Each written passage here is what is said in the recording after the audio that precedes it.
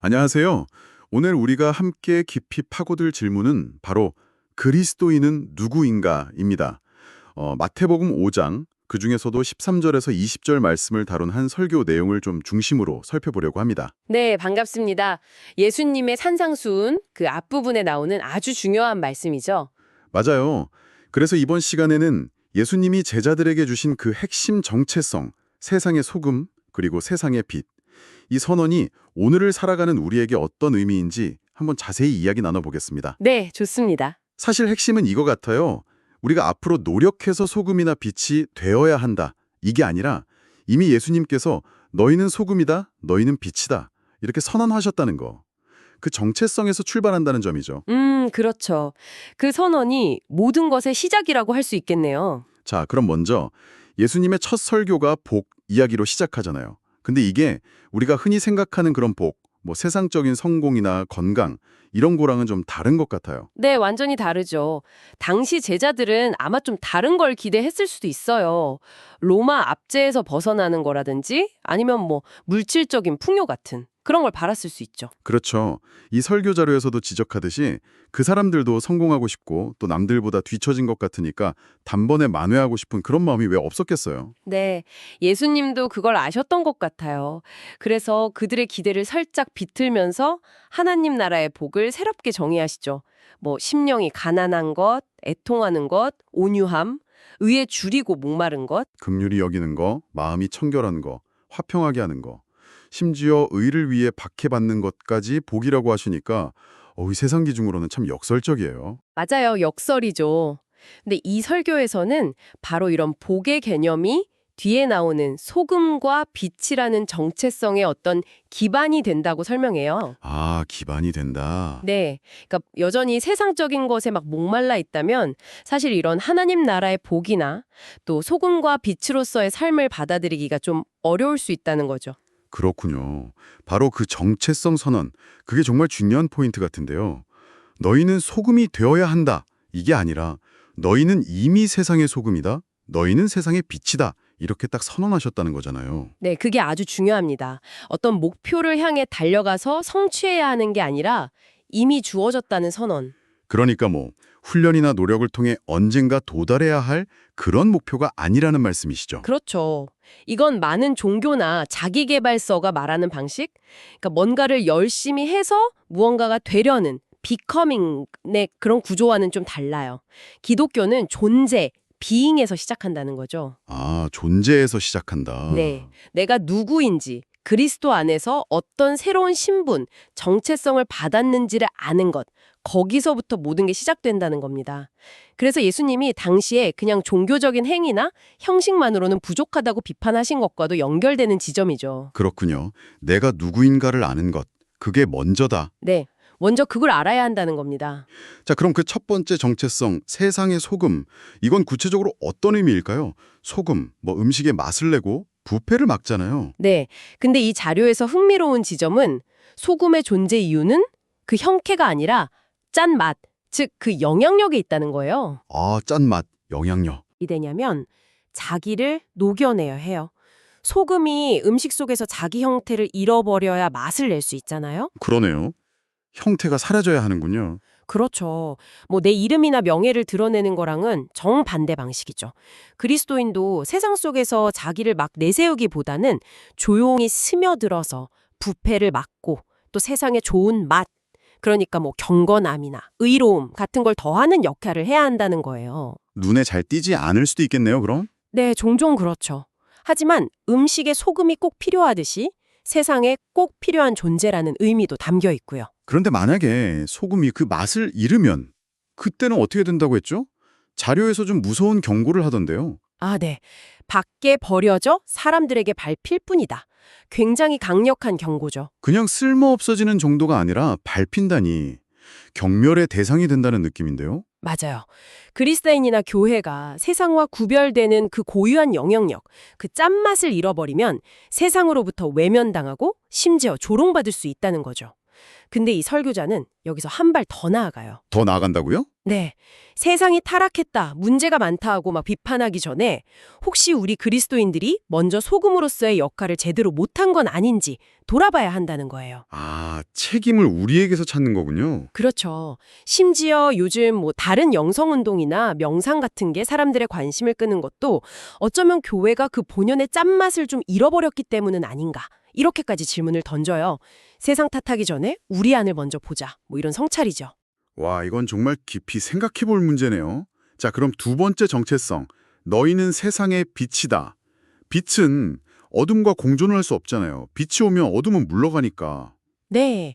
빛의 본성은 드러나는 거죠. 어둠을 밝히는 것.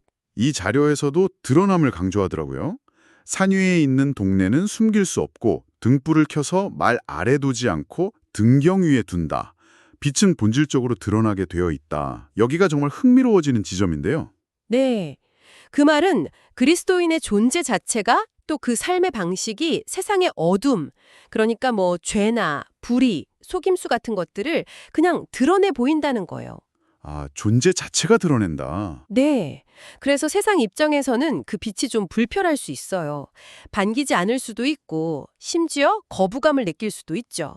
불편한 진술 같은 걸까요? 그럴 수 있죠. 하지만 여기서 진짜 중요한 건 빛의 목적이에요. 빛을 발하는 게 나 자신을 드러내거나 뭐 사람들한테 칭찬받으라고 하는 게 아니라는 거죠. 그럼 목적이 뭔가요? 사람들이 그 착한 행실, 그러니까 빛으로 드러나는 우리의 삶을 보고 궁극적으로는 하늘에 계신 아버지, 하나님께 영광을 돌리게 하는 것, 그게 목적이라는 거예요. 아, 결국 하나님께 영광을 돌리게 하는 것. 네. 빛은 우리 개인이 아니라 하나님을 비추는 도구인 셈이죠. 그럼 등경 위에 둔다는 말씀은 하나님께서 우리를 때로는 좀 높이시고 잘 보이는 자리에 두실 수도 있다는 뜻으로도 볼 수 있을까요? 네. 충분히 그럴 수 있습니다. 우리가 빛의 역할을 잘 감당할 때 하나님께서 우리를 더 영향력 있는 자리, 더 잘 보이는 곳에 두실 수도 있죠. 하지만 그때조차도 목적은 같아요. 내 영광이 아니라 더 많은 사람이 우리를 통해서 하나님을 보고 그분께 영광 돌리게 하라는 거죠. 그렇군요. 목적은 변하지 않는다. 네. 이 자료에서 재미있는 비유를 하나 드는데 우리가 밤낮 없이 켜진 인공빛에 너무 익숙해져서 정작 생명의 근원인 태양빛의 소중함은 잊고 살 때가 많잖아요. 아, 네, 그렇죠. 너무 당연하게 여기죠. 그것처럼 인류가 창조주 하나님을 잊어버린 상태와 좀 비슷하다는 거예요. 빛은 그런 우리를 다시 창조주께로 연결하는 역할도 한다는 거죠. 와, 인공빛과 태양빛 비유. 굉장히 와닿네요. 그렇게 세상 속에서 소금과 빛으로 살아가는 삶, 이게 결국 신앙 안에서 성숙해지는 것, 자료에서 말하는 어른됨과 연결되는 것 같아요. 네, 맞습니다. 고린도전서 13장 11절 말씀 인용하면서 설명하죠. 어렸을 때는 어린아이 같이 말하고 생각했지만 장성한 해서는 어린아이의 일을 버렸노라. 그 말씀처럼요. 그러니까 뭐 자기중심성이나 미숙함을 버리고 정말 장성한 사람이 되는 과정이라는 거네요. 그렇죠. 단순히 나이가 많거나 뭐 학식이 높거나 성공했다고 어른이 되는 게 아니라 예수님을 알고 그분의 사랑을 경험하고 또 그 사랑으로 다른 사람을 섬길 줄 아는 것. 그게 진짜 어른의 모습이라는 거죠. 그 어른으로서 소금과 빛의 역할을 하는 것이 예수님이 말씀하신 율법의 완성과 이어진다는 말씀이시죠. 네, 바로 그겁니다.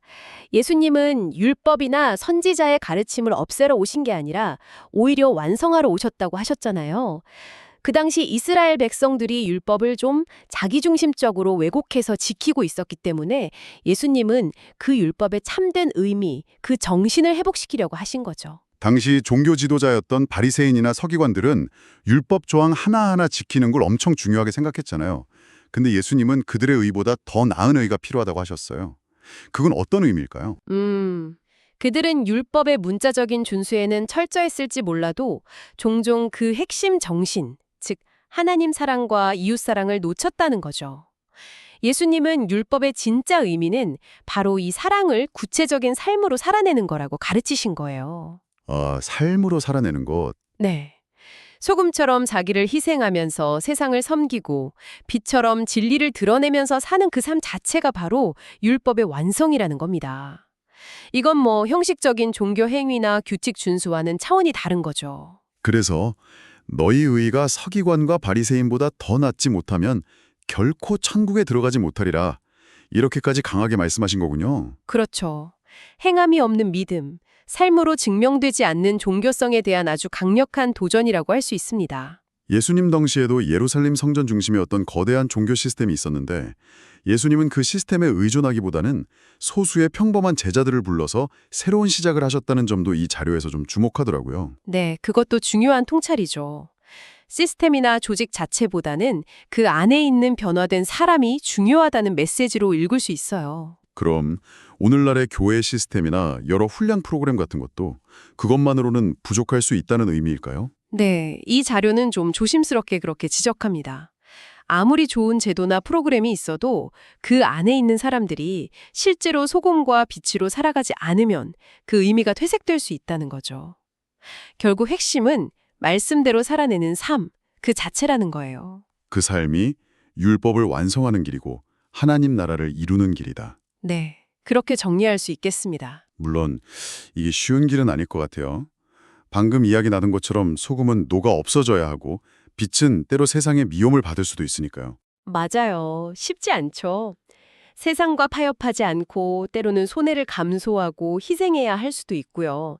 자신을 낮추는 길일 수 있습니다. 하지만 이 설교 자료는 바로 이 길이 역설적으로 가장 인간다움, 그러니까 하나님의 형상을 닮아가는 유일한 길이라고 강조해요. 역설적이네요, 정말. 네, 그래서 이건 우리 모두에게 중요한 질문을 던지는 것 같아요. 당신은 지금 어떤 삶의 방식을 추구하고 있는가 하는 그런 질문이죠. 자, 오늘 나눈 이야기들을 좀 정리해 볼까요? 이 모든 것이 무엇을 의미할까? 결국 그리스도인이 된다는 건 단순히 어떤 종교적 신념을 받아들이거나 의례에 참여하는 걸 넘어서는 것 같아요. 네, 그렇죠. 근본적으로는 예수님께서 너희는 세상의 소금이다. 너희는 세상의 빛이다. 라고 선언하신 그 정체성을 받아들이고 그 정체성에서 흘러나오는 삶을 실제로 살아내는 것. 무언가를 열심히 해서 얻어내는 게 아니라 이미 부여받은 존재로서 세상 속에서 행동하는 것. 네, 부패를 막고 어둠을 밝히고 이타적인 영향력을 통해서 궁극적으로는 하나님을 드러내는 삶이죠. 맞아요. 그게 이 자료가 강조하는 핵심인 것 같습니다. 그리고 이 소금과 빛의 정체성은 세상의 성공 지향적인 가치관과는 분명히 다르고 또 행함이 없는 그런 피상적인 종교 생활과도 근본적으로 구별되는 것 같아요. 자기 중심성을 벗어나서 기꺼이 희생하고 섬기는 그런 성숙한 어른의 삶을 요구하는 거군요. 네. 예수님께서 율법의 작은 계명 하나라도 지켜 행하며 가르치는 자는 천국에서 크다고 인정받을 거라고 하셨잖아요. 결국 중요한 건 이론이 아니라 삶으로 증명되는 믿음이라는 거죠. 마지막으로 이 자료가 던지는 한 가지 흥미로운 긴장감에 대해 당신 스스로에게 한번 질문을 던져보시면 어떨까 합니다. 소금은 자신을 녹여서 세상에 스며들고 잘 드러나지 않잖아요. 희생하고 숨겨지는 역할이죠. 반면에 빛은 등경 위에 놓여서 세상을 밝히는, 드러나는 역할을 하고요. 네, 사라지는 소금과 드러나는 빛. 어떻게 보면 상반되어 보이죠. 그렇죠. 이 상반되어 보이는 두 역할, 사라지는 소금과 드러나는 빛 사이의 긴장감이 혹시 당신이 그리스도인이라는 정체성을 살아가면서 개인적으로 어떻게 경험되고 있는지 한번 생각해 보시면 좋겠습니다. 그리고 이 두 역할 모두에서 궁극적으로 나 자신이 아니라 하나님께 영광을 돌린다는 것은 당신에게 진정 어떤 의미일까요? 한번 깊이 성찰해 보시는 계기가 되기를 바랍니다.